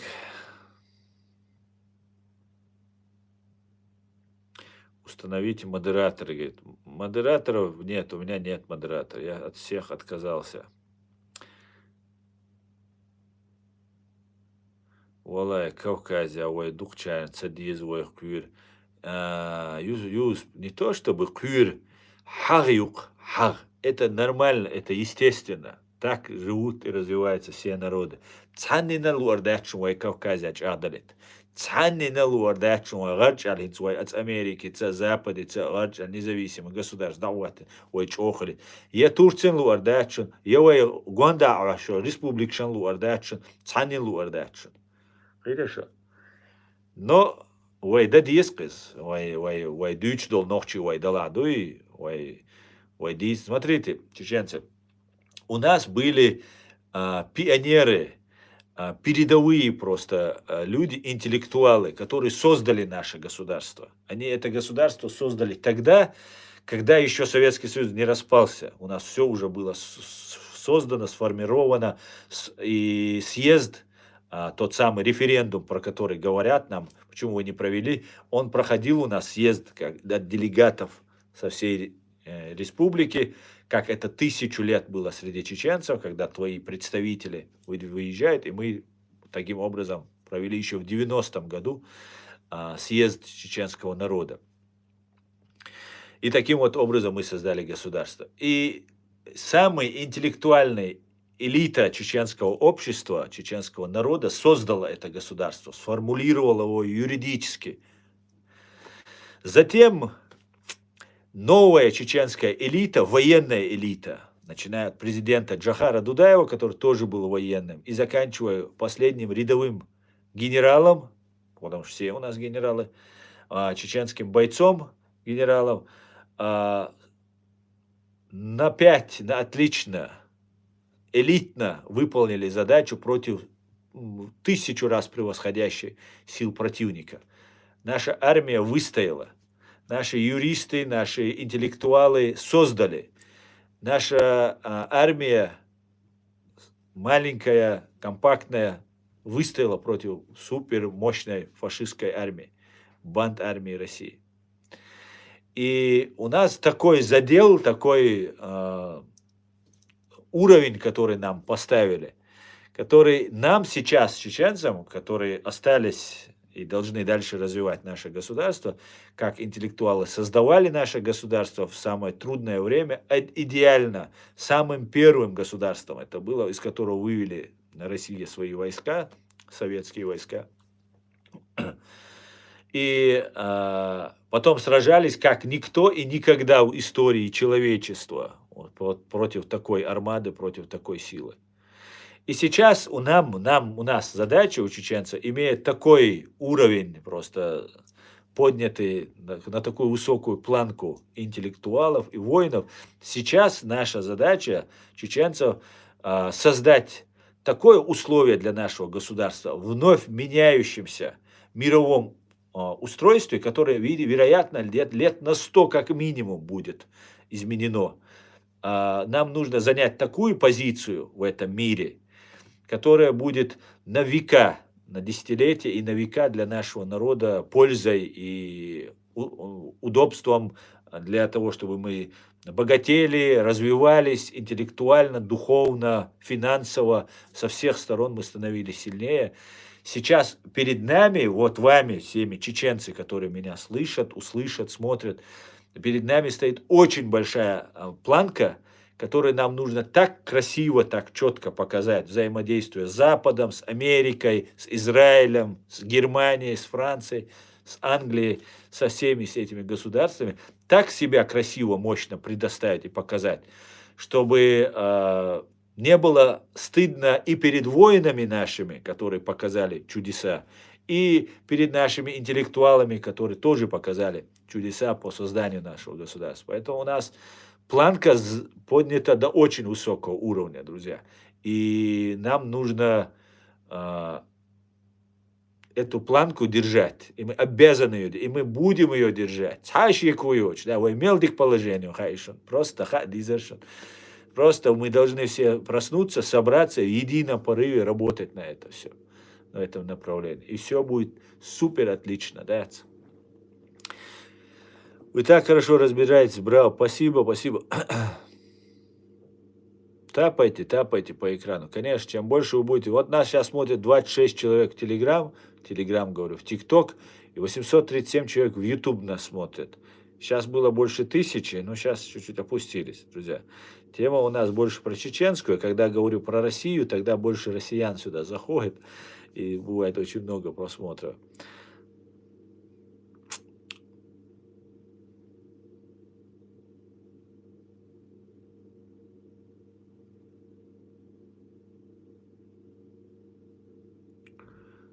Остань, забань меня, чтобы я тебя не смотрел, говорит. Ну не надо меня оскорблять, бичушка, да. Ты за слова России вперед сразу стервять нападает. Тут за слова Россия вперед сразу стервять. Не нападает, Данил. Просто вы заходите и начинаете здесь хамить просто. Понимаете? Вы понимаете, что вы людям горе принесли, вы у людей государство взяли, убили 30% людей, а вы заходите и начинаете хамить, как будто вы здесь кто-то. Вы никто, и звать вас никак. Не хамите просто, и вас тогда не будут здесь оскорблять и на вас наезжать. К нормальным русским мы относимся нормально. А нормальные русские — это не имперцы в моем понимании, в нашем понимании, понимаете? А если вы имперец, вы фашист. А с фашистами у нас разговор короткий.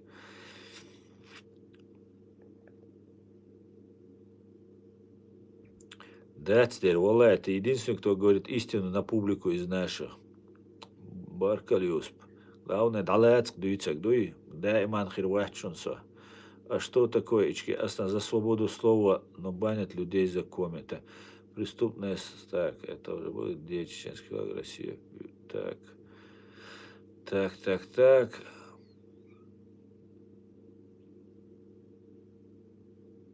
Христос воскрес. Кстати, да, я поздравляю всех, кто причастен к этому празднику с Рождеством, да, по-моему, Христовым, как воскресением это называется, или Пасха. Я уже забыл, если честно. Я помню, что вчера поздравляли, и вчера был этот праздник, и кого не поздравил, поздравляю, друзья. Кто имеет к этому отношение, всех поздравляю.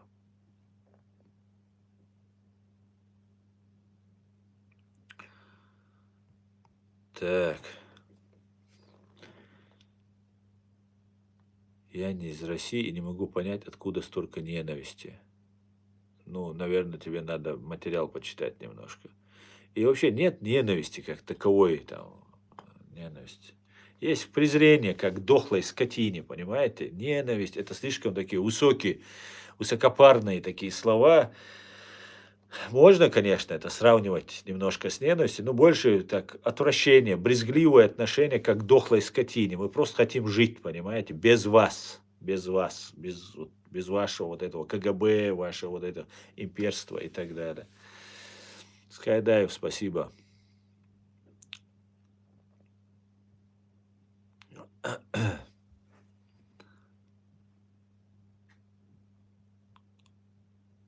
Асан, ты как себя идентифицируешь, какой национальности или народа? Георгий, ну мне кажется, это очень простой вопрос.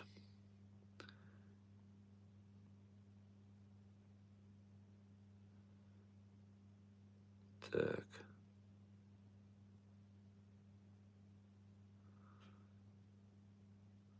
Будь ласка. Спасибо, спасибо. 100%. Ассаламу алейкум, Вajdi. Остальным тоже по привету. Алейкум салам. Тебе тоже. Без нас жить вам не получится, говорит. Русский, что ли? Посмотрим.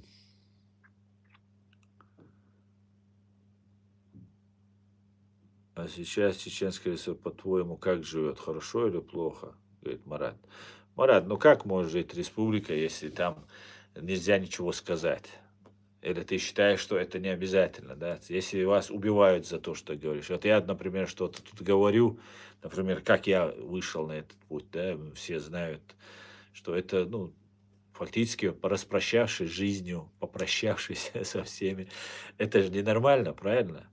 Если вы убиваете людей, об этом нельзя говорить, это ненормально. Ты ж не считаешь, ведь, что мы хорошо живем?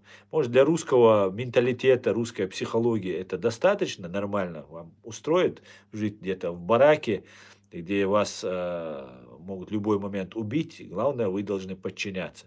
Мы, чеченцы, этому не научены, и никогда этого не произойдет с нами. А вынужденные меры какие-то мы будем принимать, но морально никогда мы с этим не согласимся. Понимаете? Отправляете на войну, вы нас убивали 300 тысяч. Ну, вы такие глупые, отвратительно глупые просто. Я, наверное, вы, наверное, являетесь троллем, потому что, ну, не может адекватный человек убить 300 тысяч его граждан за свободу слово, вероисповедание человека преследовать, убивать, сажать, отправлять их на какую-то имперскую войну против Украины, другого народа, государства, и говорить, а что у вас плохого? Но мне кажется, или вы клинические идиоты, товарищи, или же вы тролли на работе. А я на полном серьезе вам еще отвечаю. Но я не вам именно отвечаю, я отвечаю той молодежи, которая нас услышит. Потому что вы против них тоже ведете эту пропаганду. Поэтому не задавайте глупых вопросов, если не хотите получить адрес русского корабля. Ты похож на еврея, говорит, хитрый, скользкий, чеченцы себя так не ведут, говорит. Я очень горд этим комплиментом, спасибо, спасибо, да, хорошо. А то меня все там наивные, там его обмануть легко, там третье, десятое, а тут ты говоришь хитрый, скользкий, да, это то, что мне как раз не хватало, да. Спасибо, спасибо, хоть один нормальный русский попался, да, хоть нормально что-то сказал, да.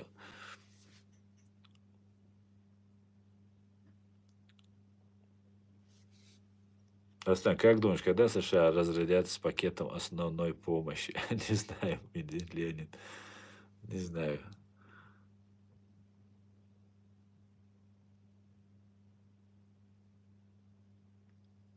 У нас один народ, говорит Данил Гоголев. Народ с тобой, а ты против него идешь. Данил Гоголев, ты хочешь сказать, что мы с тобой одного народа. Ты русский, а я чеченец с тобой одного народа. Хорошо, допустим, я соглашусь с тобой, что мы с тобой одного народа. Тогда давай, если мы с тобой одного народа, мы с тобой накажем 300 тысяч вот, наших граждан, и русских в том числе, называя россиянами. Вы убили 300 тысяч, взорвали свои дома, Путин с Патрушевым, своих ваших русских, настоящих россиян взорвали. Давай вот с этого начнем. Если мы с тобой один народ, если убийство меня, это тебя касается, а тебя убийство, это касается меня, значит, мы с тобой один народ, давай тогда займемся того, что Путина с Патрушева привлекаем к уголовной ответственности, как за убийство одного с нами с тобой народа. Ты согласен со мной пойти?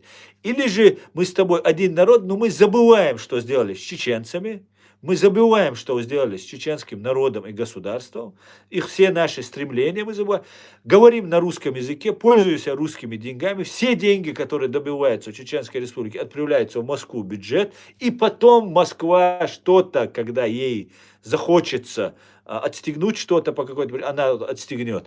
Вот так мы будем жить одним народом. Или же мы будем жить по-настоящему, на равных одним народом. Ты вот на это можешь мне ответить? Или все-таки мы останемся, будем говорить на русском, чеченский язык будет исчезающим языком, как он сейчас является исчезающим, и так далее, и так далее. Правильно я тебя понимаю?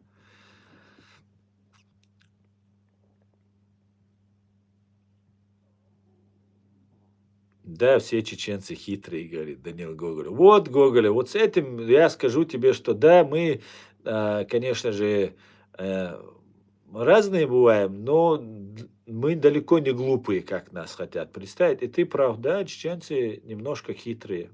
Есть, как и все народы. А украинцы какие хитрые, заметил?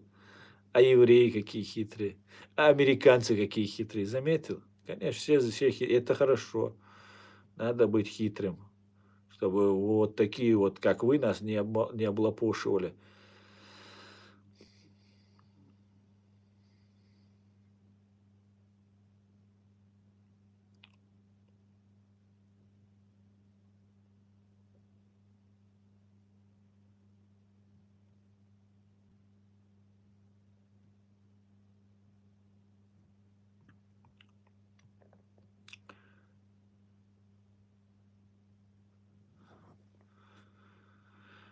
Аслан говорит, если ты думаешь, что Россия хочет загубить Украину как страну, то тебе кажется, суть СВО не дать Украине войти в ООН, чтобы не напасть на страну через море.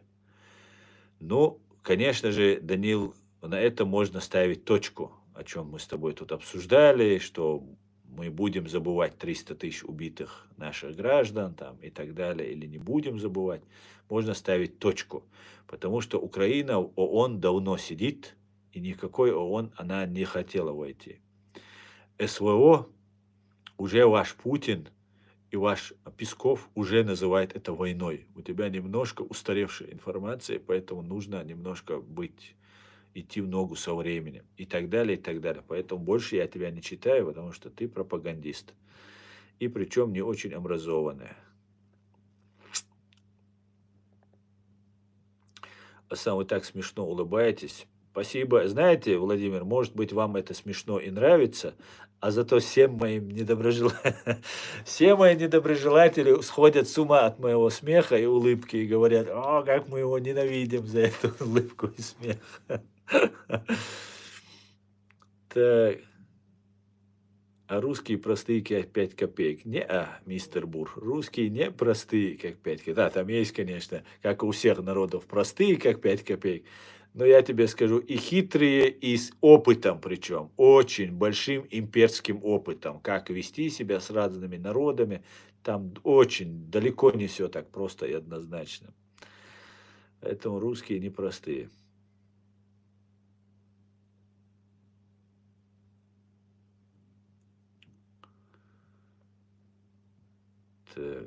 Что ты сидишь в кепке Америки с флагами? Ага, понятно, блин.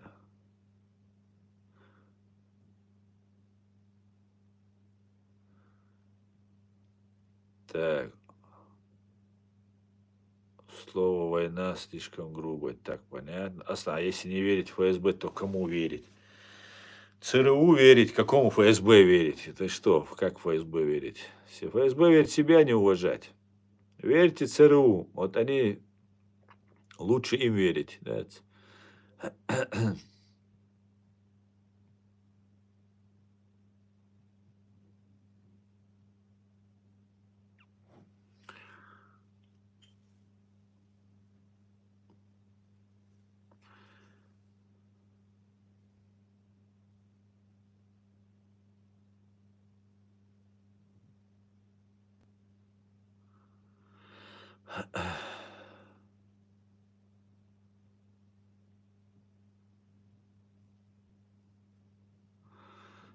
Так, я Украина, хочу куда-то там, да, забор от таких соседей РФ, да. Так, еще немного, и будет Украина в составе фашистской России, говорит Санек. Санек, ну, по-моему, у тебя, ты самый большой оптимист. Ваш даже Путин с Патрушевым уже потеряли все надежды, а ты молодец, Сань. Держись, держись, обязательно будет. Главное, тебе нужно вперед выдвинуться и найти ключик, который присоединит Украину к России. Давай, дерзай, да. Я думаю, у тебя получится. Фантазер не то слово. Санек, конечно же, это самый-самый большой Андерсон, да.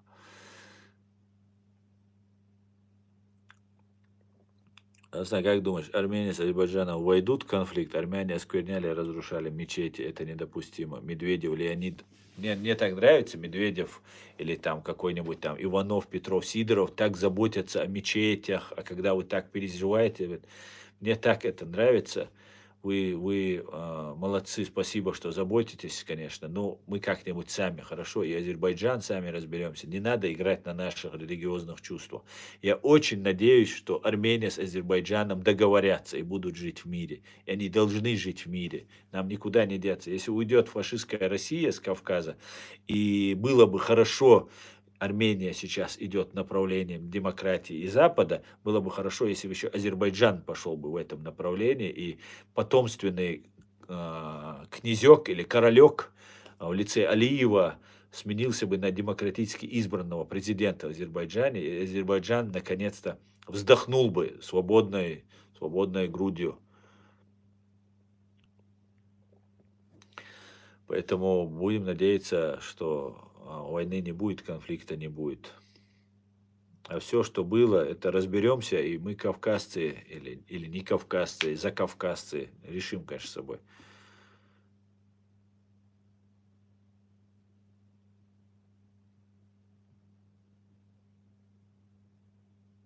Так, у нас проблемы с ТикТок.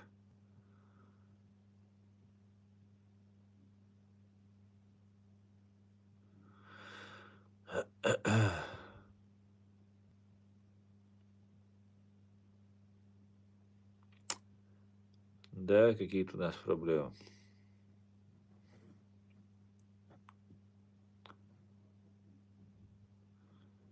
Так, ТикТок, связь оборвалась. Все. Бинго, что-то случилось-то. Так, друзья, ладно, я тогда думаю, этот свой стрим тогда закончу, раз мы уже и в ТикТоке у нас что случилось. Так, надо будет, мы вас всех найдем и вырежем, говорит Николай Иванченко. Очень жаль, конечно, Николай. Мы будем жалеть об этом.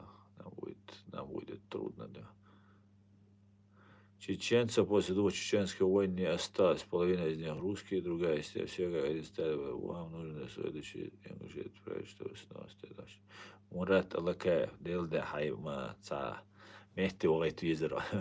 Раски бичо маярил ночью глаю, альчуялился. Ну ладно. И тервай еще шнурки ждать. И еще мабл шумятся. Друзья, я на этом свой стрим заканчиваю. Спасибо, что смотрите, поддерживаете. Друзья, сегодня уже через 2 часа это где-то